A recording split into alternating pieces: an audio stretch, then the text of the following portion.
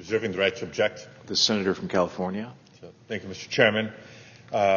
Colleagues, I've been down here many times and have spoken up in committee many times as we try to create a better way of ensuring that we indeed have a fair and bipartisan and bicameral approach to the consideration and passage of public lands bills.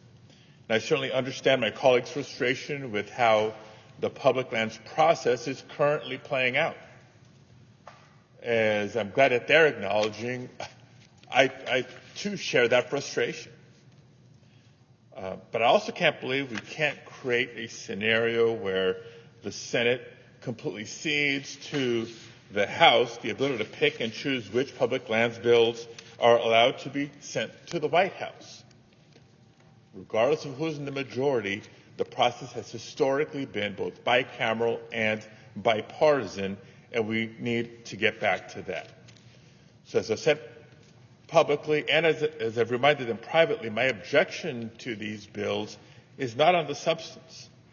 And my objection is not an objection forever.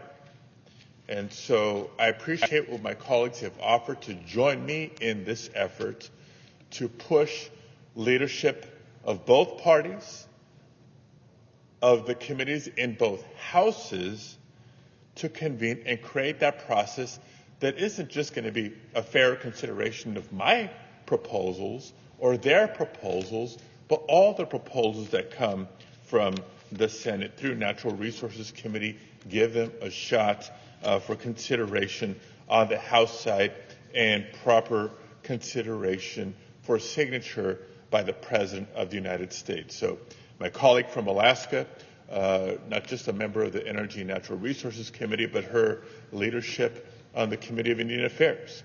Not all public lands bills involve Indian country, but many indeed do, including some of mine that have been in the pipeline. Appreciate her willingness to bring her authority and role in her caucus to bear in this effort and conversation. My colleague from the Center of Nevada, not just a member of the Energy and Natural Resources Committee, but a member of the leadership team on the Democratic side here in the Senate. I appreciate her willing to bring her authority and power to bear in advancing this conversation. So for today, I shall not object on these two bills, but reiterate my frustration, and I'm glad to be joined by two additional colleagues in trying to push, again, leadership, both sides of the aisle, not just the Senate committee, but the House committee, to establish a fair way forward for all members and all of our proposals. Thank you, Mr. President. I yield.